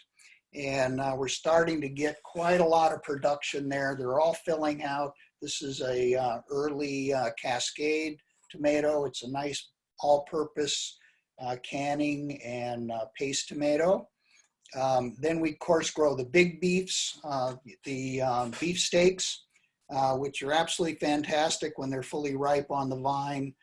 That's the big summer treat when you can slice those nice and thick and add some fresh basil and mozzarella and really start to spice it up and have a good salad. Just absolutely lovely. This is another one of the greenhouses, which is in summer mode. It's full of chilies and cherry tomatoes. So we use that south-facing wall and really create kind of a lattice just full of cherry tomato plants and really get a lot of that production. Erin showed just what she could get on a deck, and we get bowls full of cherry tomatoes out of this as well. And again, that's planning ahead. So we've got our early transplants in the greenhouse now. They're going to go into big pots in this greenhouse in a few weeks' time. And again, it's also planning for turnover. So this is now midsummer, where we've pulled out a crop of lettuce, I believe it was, and we just immediately refreshed the beds with compost. Square foot gardening again, what is each square foot doing this month? So we refreshed the beds, we kept an onion there, it looked like it needed a little more time, and we put in broccoli transplants for the fall in the back, and it looks like it might be radicchio in the foreground there, and that would be a second crop out of that bed, probably starting in early summer. Or midsummer, something like that. So again, but it does take that planning ahead so that you've got transplants, that you've got ability to turn things over. And then as we get into the fall season, I mentioned those fall leafy greens. Tatsoi is one of our favorites. It gets absolutely huge in October, going into November. There's a lot of winter crops that are just almost bulletproof when it comes to winter. Claytonia, otherwise called miner's lettuce, is one. Spinach continues to amaze me in terms of how cold hardy it is. Same with arugula. Mace is another one. And then of course, fall is the time to get your garlic in. It's a fall bulb and it needs to go in. At this point, we're planting it in early November. And other crops, they're going to be in the ground. We pull them out as we need them, particularly the carrots and the parsnips. So these are some of the winter greens. The tatsoi in the upper left there is one of our favorites. Miner's lettuce, the Claytonia, it's a very vigorous reseeder. It always, once you get it going, it always seems to pop up for almost like years later here and there, but it's a welcome visitor. We almost don't need to replant it at some point. And again, those row covers really come in handy, and that turnover. So here's another example of some cabbage coming out. That'll be harvested soon. This was in the fall, and a big raised bed, or I mean a big cold frame, I should say, just behind that was freshly seeded with arugula and probably cilantro as a cold hardy crop. As we get into winter, we're really thinking about what are we going to carry through, what can we harvest all winter long. So this is a 24-foot bed, about 3 feet wide. This is spinach that was seeded in early September. And then this is what it looks like by about mid-November. Now you've got a huge amount of spinach, and this is what we can start picking in November into December, a little bit in January. We tend to let it rest, and then by late March, it really just starts to take off again. And by this time of year, we have more spinach than we know what to do with. So it really works well. These are the kind of things you can harvest really all winter long, along with your stored crops that you can have in your larder. Kale this year, we had quite a big crop carrying it into the winter. We had it under row cover, and just as Erin has deer problems, this was the first time the deer, there wasn't enough snow cover, the deer managed to get under the row cover and ate most of the kale. So it's part of gardening. You learn. Next year I'll be ready for them. We'll figure out something, and it's part of just, you're always learning. But you can always keep staying ahead of most things that are trying to get to your vegetables. And then of course, canning, freezing, fermenting, and drying. So from about August right through until the end of November is a very busy harvest time. This is an example of what kale can look like going into the fall. It can be quite beautiful, and it's just under a row cover, it should be able to go all the way through winter, and it provides you with some really nice leafy greens the whole season through. And then we get out there a lot of times, dig up carrots. There's a beautiful parsnip. And parsnips, of course, the more cold they see, the sweeter they get. So this is an example now of a winter harvest. This is the 24-foot by 20-foot greenhouse in January. We went in there, and there's the tatsoi on the left, arugula on the right. This is in the middle of winter, January 15th. It was about 11 below outside. Inside it was 5 degrees at noon, and we were able to pick all of these greens in the middle of January, and makes quite a nice salad when you're really looking for something like that when it's so cold outside. And so then what do you do with all these harvests that start to come in? Squash of different kinds, tomatoes, peppers, a whole lot of different things coming in on a regular basis. That's where we get into food preservation.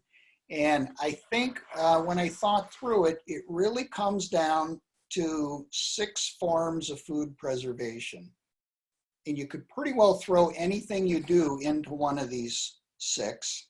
And it really just comes down to preventing microbial growth, preventing bacteria, fungus, whatever it might be. So there's heat, which is canning to kill everything. There's salting, which they of course do also with a lot of fish and meat and so on. They're drying it with dehydrators, fermenting, of course, sauerkraut, pickles, all of that. So you're allowing a good bacteria to grow to keep out anything that's not so good. Freezing, there's of course all the freezers, and then adding too much sugar so that the sugar concentration is strong enough that you won't get microbial growth. So it really comes down to those 6 things. And unfortunately, we don't have a lot of time in this webinar to get into food preservation. It's something that we're planning in the fall for Transition Bay, so stay tuned. We may be doing a food preservation webinar probably in September. So I just wanted to close with this quote here. And with that, I think we can open it up to questions.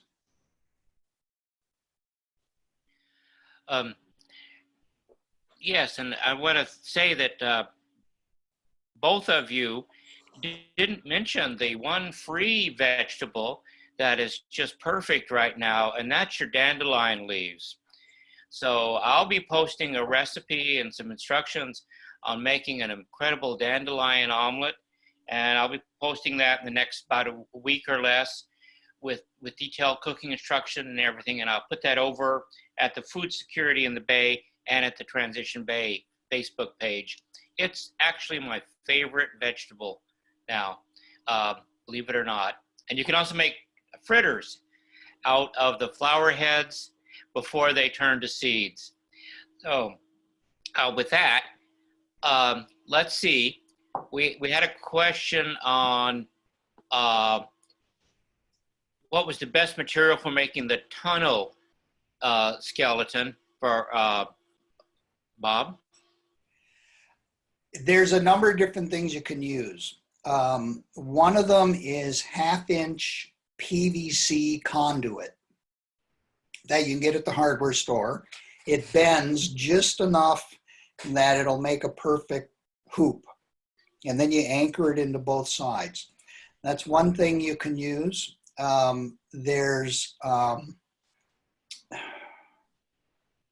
You could get aluminum frame for larger hoops, but That's what we've used mostly, is the PVC conduit, I think it's called, as opposed to pipe, plumbing pipe, because it's just flexible enough. That's certainly what I use, and I do this a lot. Now,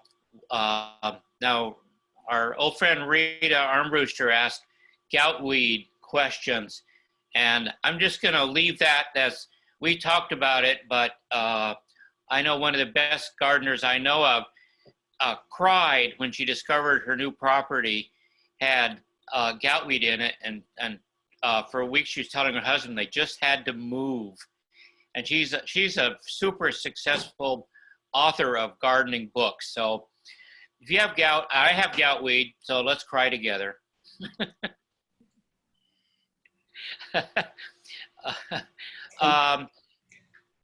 How much fencing do you do is another question. Oh, I see that. How do you keep critters out with a garden fence? So that's what I was saying earlier. Something wants everything, and it's true.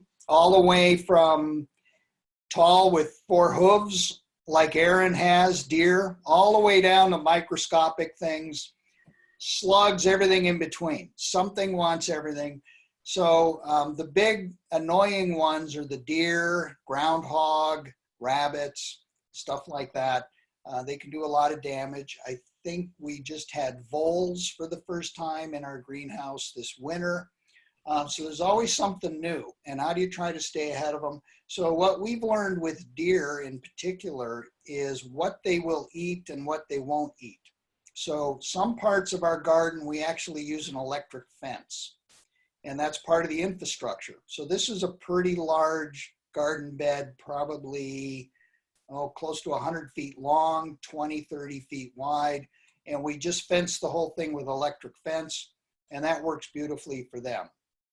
Other parts of the garden, just like Erin did with that very light black plastic netting, we can make a small frame that's only about 1.5 feet high, and you can put that black netting over it, and it keeps the deer out. They'll walk right up, try to stick their nose into it, but they can't figure out why they can't eat it, because the netting's in the way, and they seem to be too dumb to try to figure out how to lift the netting. So that works. But it's always something to try to stay ahead of them. So between the netting and the electric fence, that works. We've had troubles with groundhogs, and we use live traps. We've got the big live trap for raccoons and groundhogs. We got the medium-sized live trap for smaller things, maybe rabbits or whatever, right on down to the little one for mice, because we've had mice come into our greenhouse and methodically eat all the tiny little germinated seedlings. So it's always something. You just got to pay attention and try to stay ahead. So groundhogs taste pretty good, and that's a traditional food. Well, we had a question about what's the least expensive way to buy grow lights, and Sherry asked this, and Erin replied that she just used 2 fluorescent cool white bulbs in each one. Do you have anything to add to that for inexpensive? Yeah, the lights I got them at Home Depot. I bought 3 at a time. When you buy 3 at a time, you save 10%, so that works. If you have some people that you want to go in on that, you can. I bought the cheapest ones they had. I think they were 24 something. And then I got the cool white bulbs, which are good to use with plants. My plants do beautifully with them. I don't buy the grow bulbs. They're 3 times the price. I don't want to get into that. So I just get the cool white.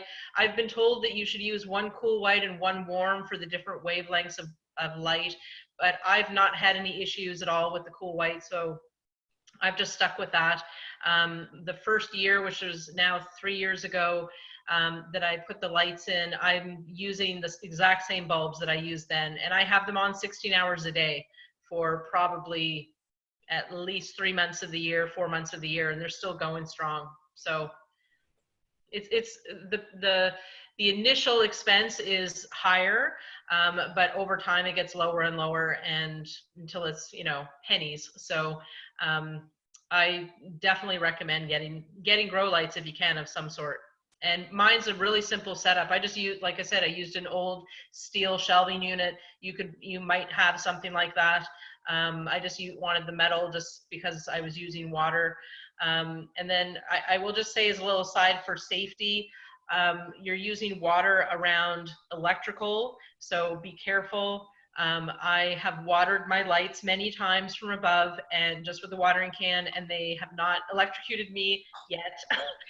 So I have to be very careful with that. And then I have them plugged in to a power bar that is the GFCI power bar that you can use around water.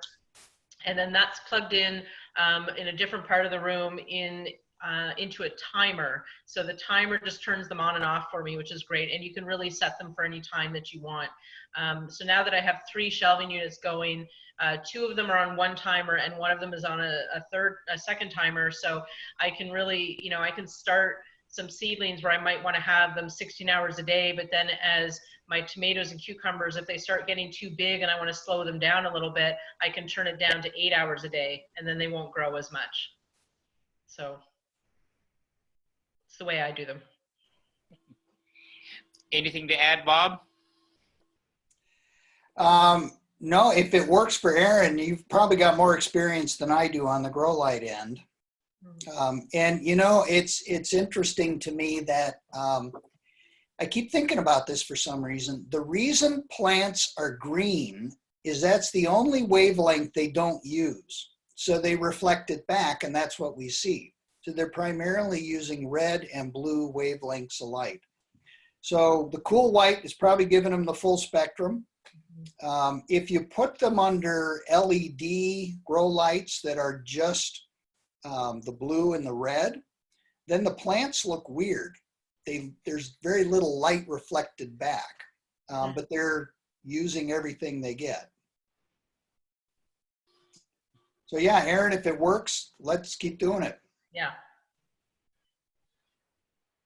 So Karen Llewellyn asked if you built your hoop house, Bob, and I assume she's talking about the big one. Yes. So the big one, it's 24 by 20 feet. So it's 20 feet wide. And then you can go 4-foot increments for however long you want. So our 24-foot length is just about as long as you can get without needing a fan to push air through for ventilation. We did buy the frame at Halifax Seed and the plastic. So you need a big, huge sheet of plastic. It's greenhouse plastic, which is treated for ultraviolet light. So it's going to last much longer. It's 6 mil in strength, so pretty strong plastic. But we did put that up probably 7 years ago now, 8 years ago. Not very big, again, 24 by 20 feet. We produce an enormous number of vegetables out of there. We plant probably 20, I'm going to guess 20 to 24 tomato plants in there. We get about 10 pounds of tomatoes per plant. So that's about 240 pounds of tomatoes right there, just out of that one greenhouse, plus quite a lot of peppers, all the way from the sweet bell peppers right on down to the ultra hot chilies. We grow quite a crop of basil in there, onions, even occasionally some things like cantaloupe, maybe artichoke. And of course we have our fig tree in there as well, which we put in cold storage in the winter, but we put it in the ground in a big pot in that greenhouse and get a nice fig crop every year. So it's amazing the productivity with a good greenhouse, and they do not have to be very big. So Lindsay asks, how do you get the carrots and parsnips out of the ground when it's frozen? Very good question. You know, I'll tell you a story. And I started to learn the hard way. that at some point you just got to pull them all out of the ground. The way I learned is it was, geez, maybe 3-4 years ago, we had, there wasn't much snow cover and it was really cold and the frost went really deep. And then we got like 2 feet of snow. So I decided it was time to go get some parsnips. So I go out there, you have to figure out where the heck is the row anyway, because it's all white with snow, and I had a snow shovel. And I shovel it off, I find where the parsnips are, and I try to stick a shovel in the ground. It was like, forget it, because it's frozen rock hard. So then I went and got a pickaxe, and I'm busting through the frozen ground. And of course, the parsnips are coming out in a million pieces. And finally, I just said to heck with it. And I left them all until the spring. So I learned the hard way. At some point, you just probably, it's a good idea to go out there and pull everything in. So what we do is we have a garage, kind of a combination garage workshop. We keep it at about 3 degrees, just above freezing during the winter. And that becomes our root cellar. So we have the big Rubbermaid tubs and we fill it full of carrots, parsnips, a lot of the squash, cabbage go in there. We've got onions that are braided, hanging up, big bags of garlic. So it's quite a good storage area because it keeps just kind of at refrigerator temperature. My experience is that if you leave carrots and parsnips in the ground until they freeze up, that the parsnips will still be really good when it defrosts enough, but the carrots turn to mush. Is that what you've had experience? Yes, you can lose carrots that way. Yeah, but parsnips seem to be tough enough. The problem was when we had all of our parsnips freeze up like that, we had a heck of a lot of parsnips all at once in the spring when the ground thawed. So, you can only eat so many so quickly.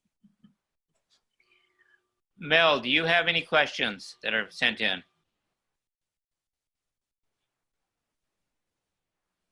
No questions from Facebook, no. Oh. I see Rita is asking a question about ants.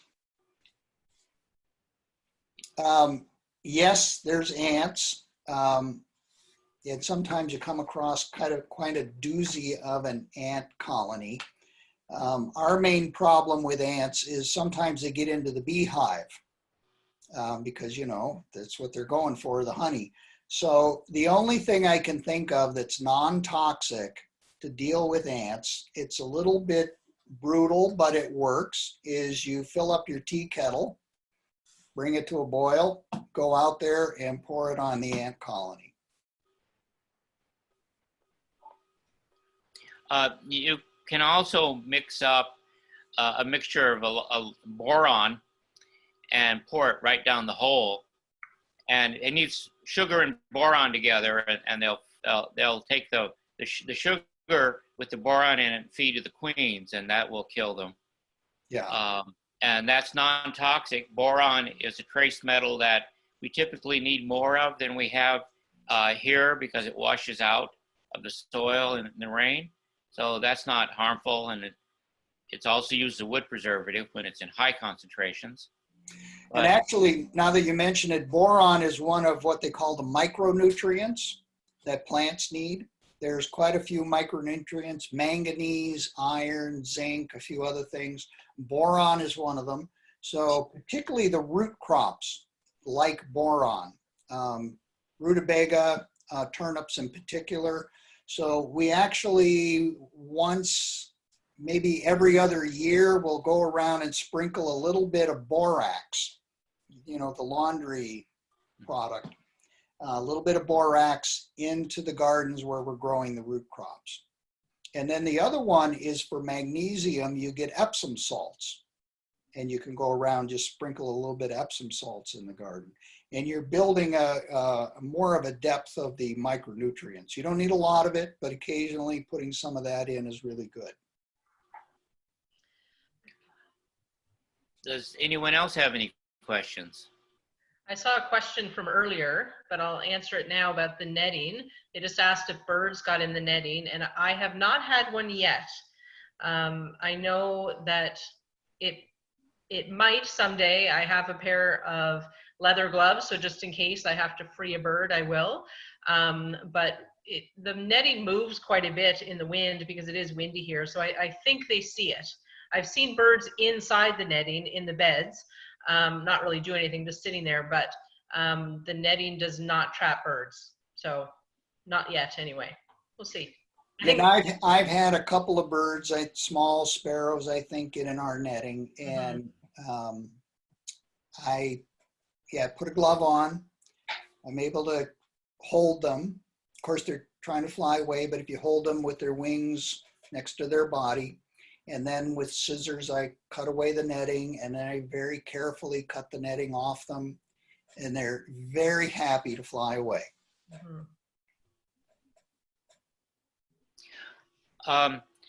Another thing on ants, one of the problems with ants is that they'll be bringing aphids in. And if you let your lamb's quarter grow, that the ants will preferentially put the aphids on the lamb's quarter rather than on your tomatoes and other things. It helps. It's not a total solution, but it really helps. And the lamb's quarter is also a very nutritious plant and delicious on its own as well, until the ants get to it, at least. Sherry asked, is cold storage outside? How would you do that if you don't have a shed that is heatable? Any ideas or links for that? You know, I can think of a couple of old instances. These were documentary films from the old times of different ideas to store things, like a root cellar, but without a full root cellar.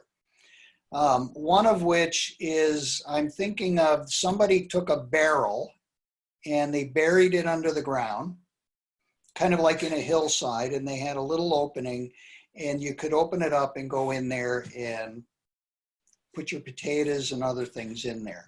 So you need to, you're basically banking on the soil is going to stay at a cold temperature, but you got to go deep enough that the frost is not going to get in there. But it really comes down to using soil as kind of a thermal blanket. That's the principle behind a root cellar. And then there's other people that have used parts of a basement. They've created a kind of a cold storage room in their basement. So they've actually insulated a small area where it can be cold enough. Another idea is some houses have the stairs that come up out of the basement. And they're usually, the stairway is covered with something on the outside. So you've got sort of an intermediate place between your basement and the outdoors, like a covered stairway going into the basement. And they can insulate that a bit more and turn that into a cold cellar. I don't have a cold cellar or a place for cold storage just because of how my house is heated. But now I'm producing enough that I really need to pay attention to that. So I think what I'm going to do is, we do have a shed. It's not heated. It's not as cold because it's against the house.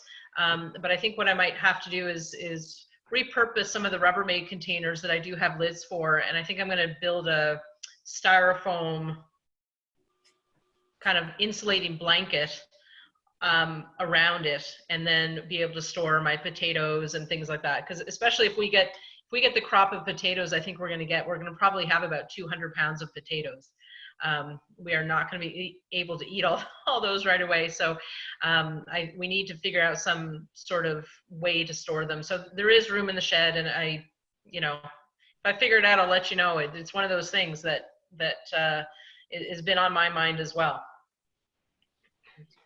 Someone asked, what's the optimum temperature for cold storage? That's a good question. I am not a cold storage expert, but I'm assuming it's right around 1, 2, 3, 4 degrees, somewhere in there. And I know if you really get heavy into it, humidity plays a role, and some crops like it more humid than others. And I don't remember quite which is which. I mean, you could get into storing bushels of apples, all kinds of things. And there's ways to fine tune that type of cold storage. but fundamentally it's cold. It's not room temperature, but at the same time, you don't want it to freeze. So, it really comes down to creative ways of how do you keep that temperature range relatively reliably without the risk of it actually freezing. And if it gets warm, too warm, then things might start to mold or rot or just age. You start to get your carrot starting to grow out of the top, and you get your potatoes starting to sprout early, and all that stuff starts to happen. Yeah.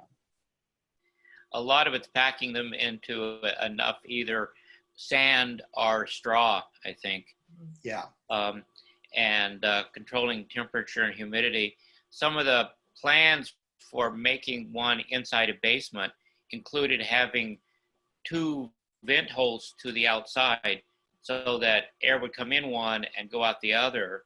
And then you could control the temperature inside by how much you open the vents during the winter. I envy the people who have one of those. I wanted one of those for a while.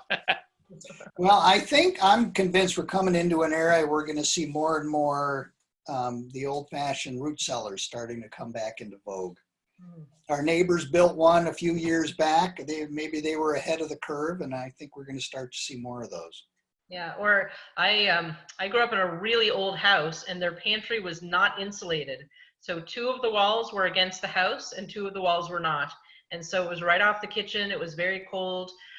We used to just keep a blanket at the bottom of the door so there wasn't the movement of air in and out, but it was right there. And my dream house someday has one of those, because then you can have a room as big as you'd like, and you can store everything you'd like in there just in one spot.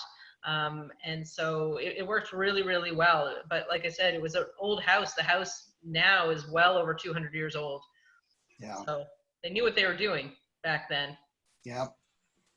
Well, we hope to have a food storage, food preservation workshop this fall. So maybe we'll make a bigger section on that and research a bit. We did something a few years ago in which a fellow named Phil Warman had a good long presentation with designs for in-basement cold storage areas. So maybe we can dig that up. But before we close, and we've got maybe enough for 5 more minutes here, I do want to remind people to continue to link in to all the information we have. And don't forget, it helps us do these things if we get some donations. It all goes into programs. No one gets any money for what we're doing. So please check in and do that, and send us some ideas, and join in. The things we do happen because people decide that they want to be a part of it. So if we come up with good ideas, but no one has energy to do it, it doesn't happen. You want to have something happen, help us do it. So any more questions? I just wanted to chime in on the cold storage temperature. I had read that it was supposed to be optimally between 0 and 4 degrees. Basically, the perfect temperature is the same as refrigerator, which is how we ended up with refrigerators. So that's kind of the best cold storage temperature is what I had read. The other thing, Bob, I just wanted to go back to when you mentioned the Crossroads Garden earlier. I looked up the stats for that, what we did. Our best year was in 2017. We did 665 pounds that year, and it's 320 square feet. So that's more than 2 pounds per square foot. Thank you. That's good. Which Thank is you amazing. For the stats. Yeah. And every year is different with gardening, I have to say.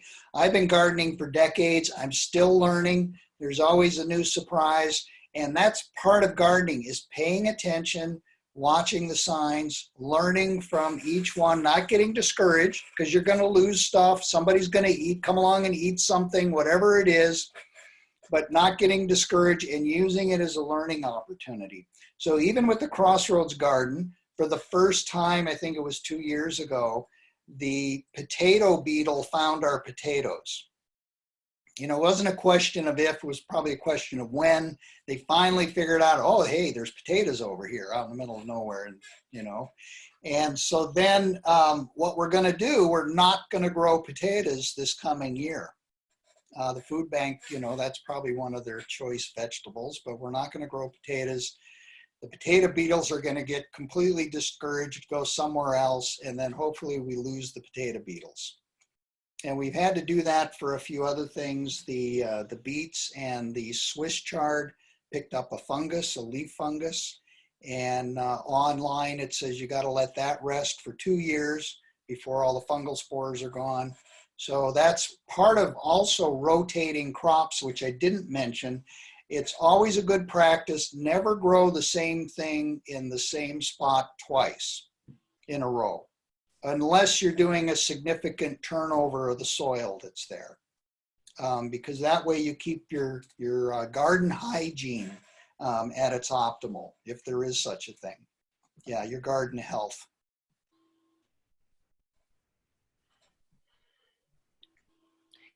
Every garden is different, and we sure encourage everyone to find out what's going to work in your place. And can't emphasize enough that the less shade, the better your garden is. So some of us, for instance, will cut down some big old ornamental trees and put in fruit and nut trees that are smaller and more manageable, and we'll get edible landscaping.